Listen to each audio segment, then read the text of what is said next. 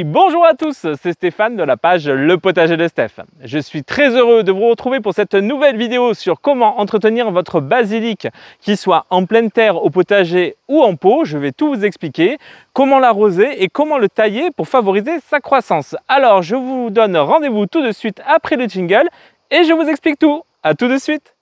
Le Potager de Steph, la permaculture pour tous.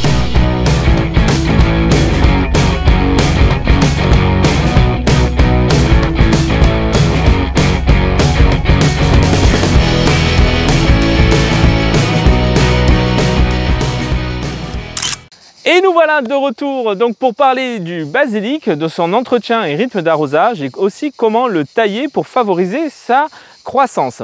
Donc pour commencer, je vais prendre la caméra et on va aller sur le basilic. Je vais vous faire un petit gros plan et je vais vous montrer déjà comment le tailler pour qu'il continue à faire des feuilles et qu'il soit de plus en plus gros. Alors je tourne tout de suite la caméra et je vous explique ça. Donc, nous voilà donc au pied de mon basilic, ici, qui est d'ailleurs très joli. Regardez ce magnifique pied, hop, qui fait quasiment 60 cm de hauteur. Alors, je vous ai fait un gros plan dessus, tout simplement pour vous montrer qu'il est en fleurs. J'ai fait exprès de laisser toutes ces fleurs pour vous montrer, mais normalement, si vous voulez qu'il soit épais comme ça, bien gros, il y a deux secrets. Le premier, ça va être le rythme d'arrosage. Le deuxième, ça va être de couper les fleurs. Parce que la plante, son but à elle, c'est de se reproduire et de faire des graines. Donc, si elle veut faire des graines, elle doit faire des fleurs. Mais une fois qu'elle a fait ses graines et ses fleurs, elle n'a plus forcément besoin de faire beaucoup de feuillage. Donc, pour l'entretenir, la première astuce, ça va être de venir et de couper toutes les tiges florales. Donc, vous venez couper toutes les fleurs. Pourquoi? Mais du coup, si on coupe toutes les fleurs, il y a des nouveaux bourgeons qui vont partir. Alors, vous allez voir, je vais vous prendre, hop, carrément, volontairement, une tige comme ça. Vous voyez, si carrément on vient enlever la fleur qui est là en haut, hop, je viens couper, et bien à ce niveau-là, vous allez avoir des bourgeons qui vont arriver et qui vont refaire des branches. Comme là en bas, regardez, vous voyez les petites branches qui sont en train de partir au creux des feuilles?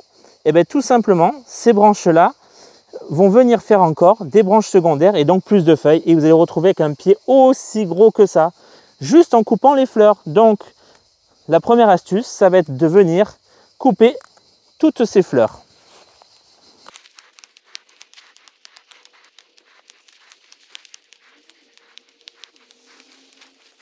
Et voilà, j'ai fini donc de couper toutes les fleurs qui arrivaient justement en floraison. Vous voyez quand même qu'il y a d'autres bourgeons de fleurs qui sont en train de se préparer, mais c'est pas grave, tant que la fleur n'est pas là, vous pouvez les laisser. Et ainsi de suite, grâce à ça, vous allez pouvoir tout simplement avoir votre pied qui va vraiment s'étoffer. Ça, c'est la première solution comme je vous expliquais. Ensuite, il va y avoir deux autres choses. Il y a l'arrosage et également la taille. Quand vous allez couper votre basilic, la plus grosse des erreurs que vous faites, qu'ils soient en pot ou en pleine terre d'ailleurs, souvent les ménagères, vous allez voir venir comme ça et récolter. Alors là, c'est une tête qui est venue complètement, mais souvent vous allez récolter comme ça en tirant et prendre que des feuilles.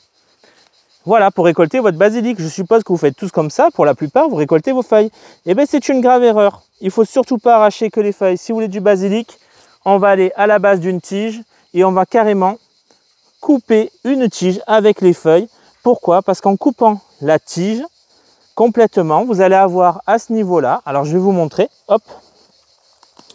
Par exemple, on va dire que là, c'est votre tige de basilic. Si vous voulez prélever sur cette tige du basilic, vous allez venir couper ici, juste au-dessus d'un nœud. Pourquoi? Parce que à ce niveau-là, il y a des bourgeons et ils vont repartir, comme quand vous enlevez la fleur, et vont vous faire encore plus de feuilles. Alors que si vous enlevez les feuilles, eh bien, il n'y a plus d'énergie dans la tige et la tige elle va mourir au lieu de vous faire naître ces petits bourgeons dormants qui sont à l'angle des feuilles. Alors, surtout si vous voulez un basilic qui donne beaucoup de feuilles, il faut arracher, enfin couper une tige complète avec les feuilles dessus, comme ceci. Et voilà, ça c'était la deuxième astuce pour avoir un basilic qui sera prolifique et qui fera une végétation dense.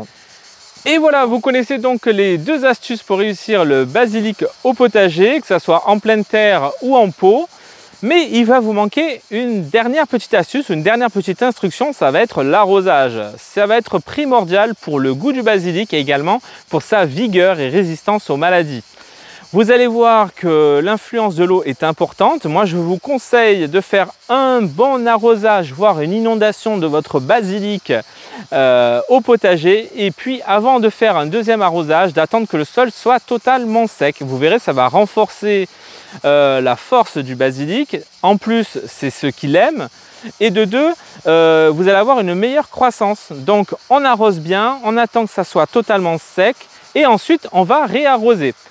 Après, si vous êtes dans le sud de la France, vous pouvez quand même tenter de le faire en goutte à goutte. Ça fonctionne très bien chez moi. Par contre, si vous êtes dans le centre de la France et le nord, je vous déconseille de le mettre en goutte à goutte puisqu'il y aura trop d'eau et l'excès d'eau va vous rendre votre basilic assez chétif en général.